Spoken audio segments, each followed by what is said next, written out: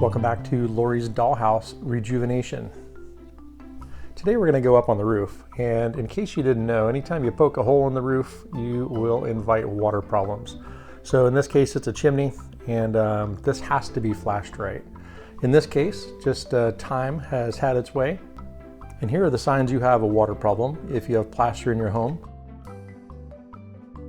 And if that wasn't the biggest hint for you, then just look up and you'll see areas like this. So this is water that has gone unchecked for a while. So I had a contractor fix the flashing around that chimney. I let it dry out for a little bit, and now we're going to repair the plaster. So get some obstacles out of the way, in this case the ceiling fan. And I'm going to score a line around the area that I don't want the plaster to chip off from, because I'm going to scrape this down to basically where it won't chip off any longer. So I'm just going to go until the plaster doesn't want to come off anymore, and I scored that line just in case I got out to the edges, it would stop there. So most of this damaged plaster is coming right off, and once again I'm just not using a whole bunch of pressure here, but just enough to chip the loose stuff off of the parge coat or the concrete or cement underlayment or wall covering. Here are some of the tools I'm going to use. Basic drywall and plaster type of tools, and I'm going to use that Presto patch. Bought that at Lowe's. It's pre-mixed. I just didn't want to mess with mixing it, and it worked out okay. It was my first time using this product. So I'm just going to take my time and fill in the voids basically as level as I can, and then we'll go ahead and smooth this out.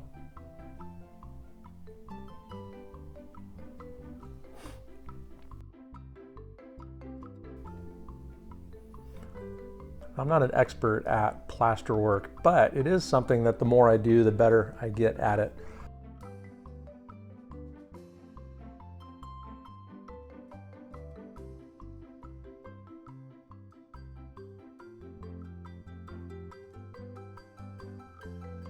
This is kind of a neat tool. I wanted to pause here. The experts probably don't use this tool, but I am by no means an expert. It does make a nice crease in the corners for you. Basically same technique here on the ceiling. You can see it is a little bit messy.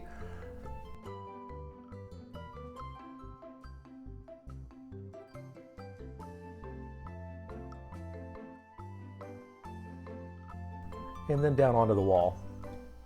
Once again, just kind of fill in the voids, make it as level as possible, and then take a little bit of time and feather out those edges. Just basically make the edges kind of match the contours of the existing plaster on the walls.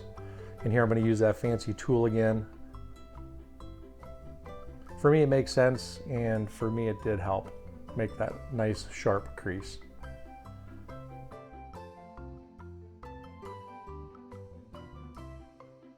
Now, expert plaster repair people will tell you that their work does not need sanded, but I'm going to sand mine. So that gives you a little hint as to my plaster skills. I think with time I could apply the plaster and not need to sand it, but again, not an expert, so I'm going to go ahead and sand some of the ridges I left behind. This is going to make a huge mess, by the way. And then after I clean up the mess, it's time for paint. Again, watching people paint, super boring. Speed this up for you. I'm going to cut this in, and then I'm going to come behind and roll it out.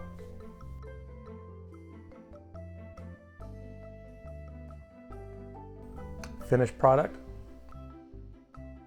A lot better than what we started with, for sure. And here's a little side by side. So definitely better than what we started with. This vertical corner as well.